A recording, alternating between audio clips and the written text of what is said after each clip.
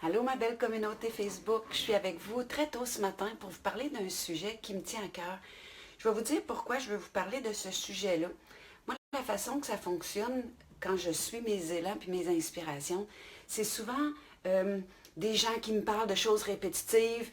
J'ai rencontré des leaders de conscience qui m'ont parlé de ce sujet-là. J'ai reçu des courriels qui m'ont parlé de ces sujets-là. J'ai des gens qui m'en ont parlé. Donc, à un moment donné, ça monte en moi, puis j'ai comme l'inspiration de suivre le filon parce que c'est souvent comme ça que ça fonctionne. Hein? C'est un sujet qui s'impose à moi. Donc, ce matin, de quoi je vais vous parler? Je vais vous parler du pardon. C'est un sujet que je ne peux pas dire que je sens facilement l'élan de parler de ça de la façon dont on nous l'amène tout le temps. C'est pareil comme si on donne un ticket à l'autre, souvent, dans notre compréhension des choses. C'est comme si on force pour que les choses ne se passent plus, on force pour défendre des points.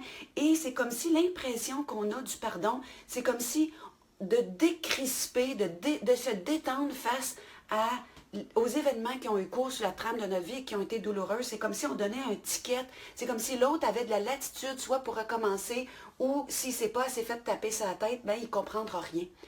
Moi, je veux vous dire la façon que je vois le pardon.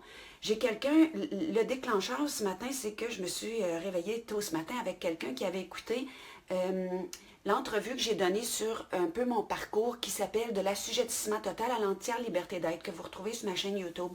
Et la personne m'a dit, t'as-tu pardonné à tes parents? T'as-tu pardonné à tes oppresseurs, à tes agresseurs? Comment est-ce que tu peux vivre en ayant pardonné autant de grosses affaires? Puis, quand je reçois quelque chose comme ça, j'entends la compassion, ça me touche, tout ça. Mais en même temps, ça sonne faux pour moi parce que c'est pas la vision que j'ai du pardon. Donc, aujourd'hui, je veux vous partager ma vision. Puis, tu sais, il y a eu tous les mouvements dernièrement de dénonciation, puis tout ça, puis j'ai rien contre, je veux vous dire que j'ai rien contre, mais j'aimerais ça que les gens qui se sont sentis victimisés comprennent quoi faire avec ce qui leur a été présenté de douloureux.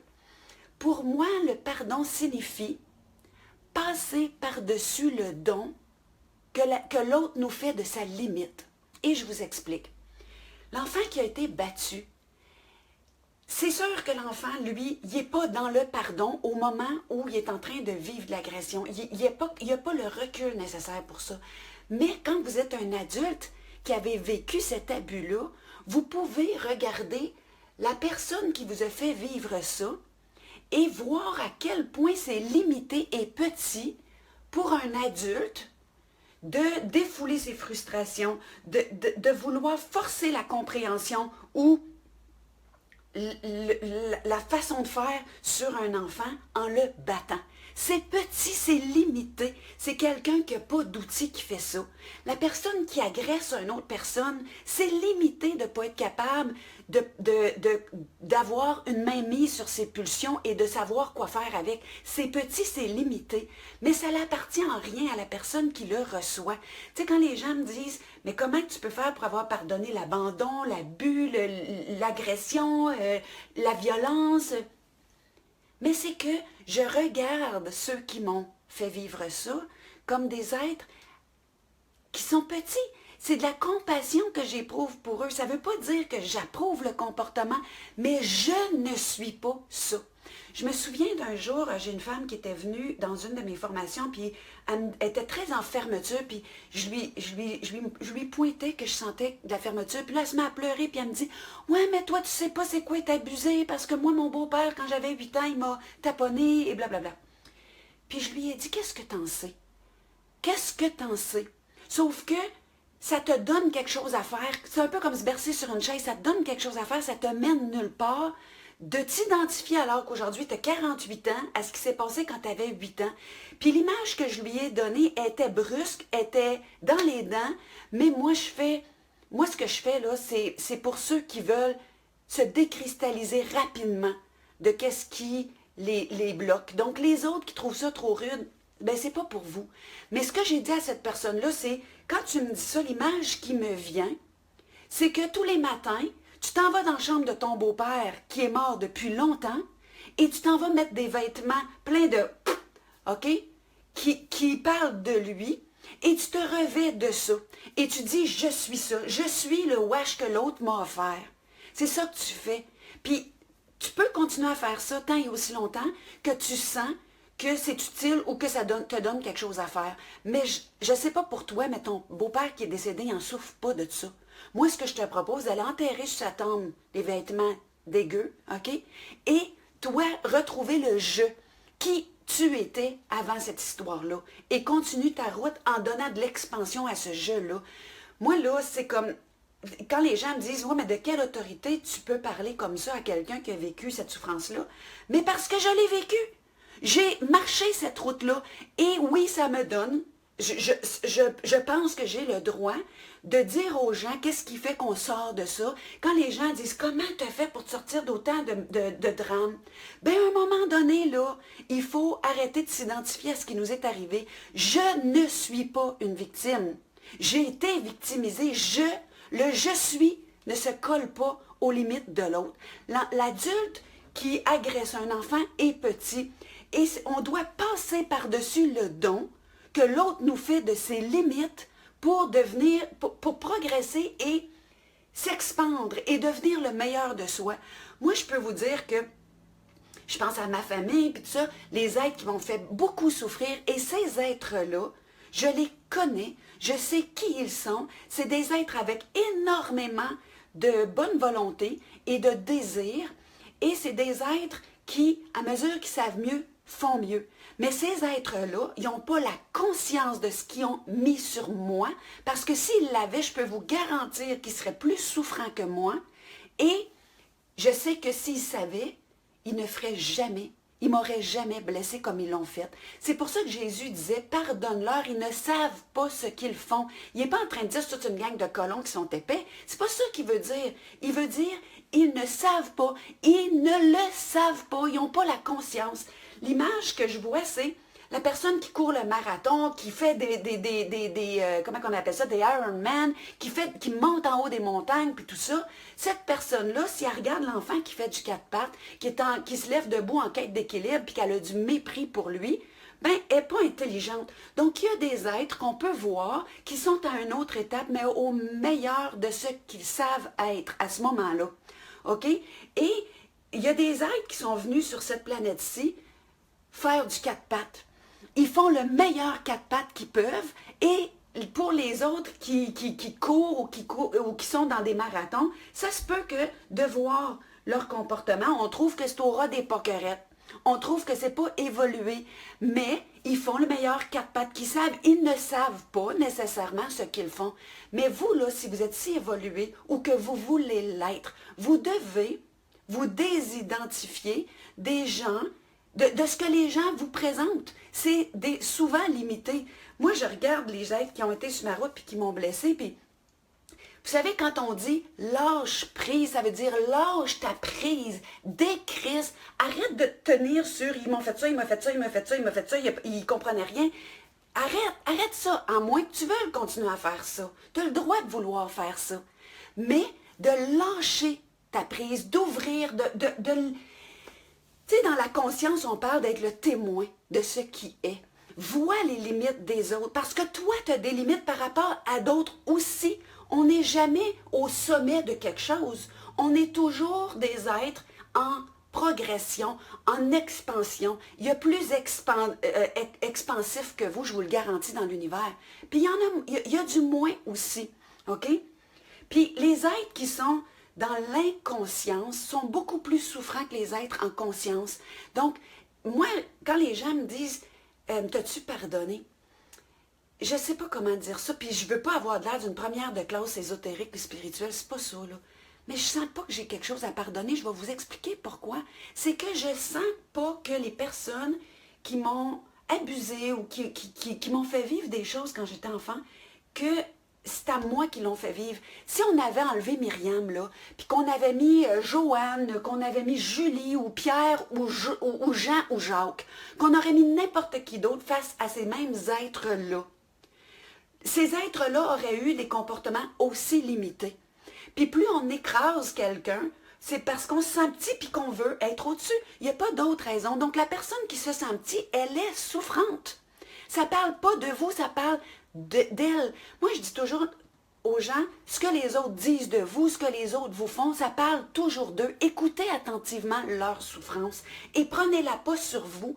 Comme le parent, il ne prend pas sur lui de ne pas savoir marcher parce que son enfant ne sait pas marcher. Il l'observe puis il l'aide à se lever. Puis il y a des aides qui ne veulent pas être aidés, mais c'est correct.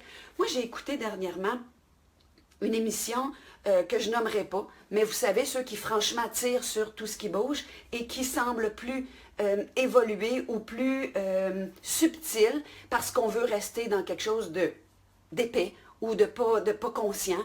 Et j'écoutais l'animateur questionner des leaders de conscience et ces questions étaient fermées, il y était du rentre-dedans. Quand on venait pour répondre, il n'y avait pas de place pour répondre, puis c'était comme une mitraillette qui n'arrêtait pas. Puis j'écoutais ça, puis j'ai senti la colère monter en moi. Puis après ça, je me suis dit, Myriam, sais-tu quoi? Je regardais les 3 leaders de conscience qui étaient là, puis il y en a 2 qui m'ont particulièrement impressionnée par leur calme, puis par leur... Je pouvais sentir qu'ils lui envoyaient de l'amour en l'écoutant. Des êtres qui sont pleinement conscients que l'autre ne sait pas ce qu'il fait. Puis, ça m'a ramené à quelqu'un que j'ai connu à un moment donné dans ma vie qui répétait toujours les mêmes affaires. Cette personne-là écoutait le hockey, il travaillait dans une shop et il y avait une petite vie de famille beaucoup de disputes puis tout ça. Puis c'était les seules conversations qu'il y avait. Puis c'est une personne qui avait aucune instruction. Puis c'est pas parce que je veux mépriser les gens qui n'ont pas d'instruction, mais j'ai réalisé à ce moment-là de ma vie qu'est-ce que l'instruction m'avait apporté. Il ne m'a pas apporté d'être plus que quelqu'un d'autre. Il m'a apporté la conscience que quand j'ai commencé à comprendre certaines choses, que la vastitude de ce que je ne comprenais pas était immense. Et ça a fait que j'étais moins crispée face à mes certitudes. Et les gens qui sont très, très crispés, qui répètent tout le temps les mêmes affaires, puis qui ne veulent rien entendre, puis qui sont bouchés, c'est des gens qui ont 3 certitudes, puis qui tiennent mordicus, puis qui ramènent partout.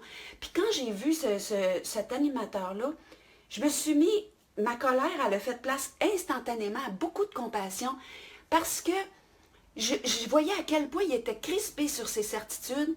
Puis il y a une chose que j'ai compris dans la vie, c'est que il y a une chose qui nous amène la souffrance, c'est la crispation sur nos certitudes, la crispation sur ce qui nous est arrivé.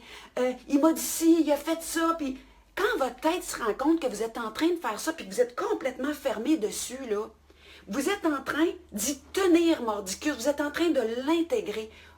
Lâchez votre prise, ouvrez les mains, respirez dedans. Tu sais, présentement, il y a une grande vague d'inspire-toi, de respire-toi, respire ce qui t'arrive, mets de l'air dedans, donne-y de l'espace, donne-y de la distance, donne-y de la conscience, de la vastitude.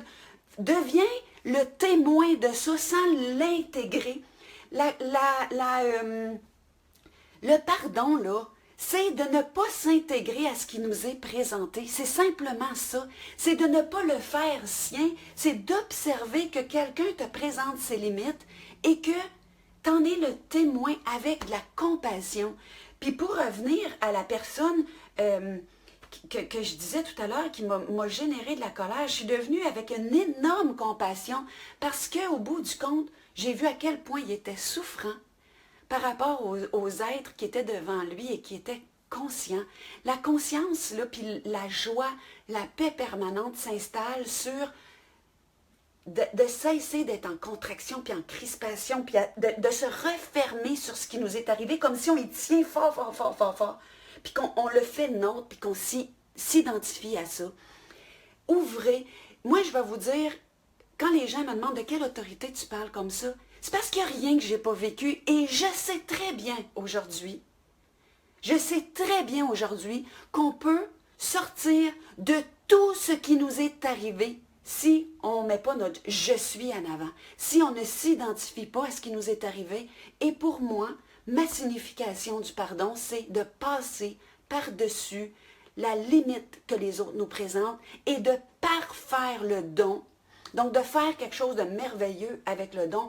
Et qu'est-ce qu'on peut faire de plus merveilleux que d'apporter de l'amour, que d'apporter de la compassion, que d'être dans des émotions d'ouverture, d'expansion, de vouloir prendre dans les bras, de bercer en bienveillance, d'être avec. C'est ça la compassion. C'est ça le pardon, à mon sens. C'est une définition différente, mais pour moi, c'est la seule qui a fait du sens. C'est pas un coup de lavette, c'est pas un ticket qu'on donne pour recommencer, c'est pas de se fermer les yeux puis de faire comme si rien n'était arrivé. Pardonner, c'est quelque chose qui se fait les yeux grands ouverts, en pleine conscience, totalement présent à ce qui est. Donc, j'espère que ce petit topo, très intense, parce que je suis intense quand je parle de ces choses-là, j'en parle avec beaucoup d'animation, mon âme, mon cœur, tout ce que je suis est là. Et je souhaite que ceux qui ont vécu des drames comme j'ai pu en vivre puissent trouver le chemin de la liberté d'être, la liberté totale d'être, qui veut dire personne a de l'emprise sur vous, personne ne peut vous blesser. Tout ce qu'on peut faire, c'est de vous présenter nos limites et vous d'être là, le témoin en compassion. Je vous aime. Merci d'être là. Si ce que je vous ai présenté, c'est signifiant et que ça touche une petite corde en dedans de vous, que vous pensez que ça peut faire du bien à une seule personne, je vous demande de partager nombreux. Il y a des enseignements qui doivent devenir virales, pas parce que ici j'ai besoin d'être vu. J'ai besoin qu'à un moment donné, il y ait de la conscience qui se mette dans les choses. Et si vous voulez des chemins rapides, bien en voilà. Je vous adore. Merci d'être là, de me donner le privilège de faire un petit peu partie de vos vies. Merci. Belle journée.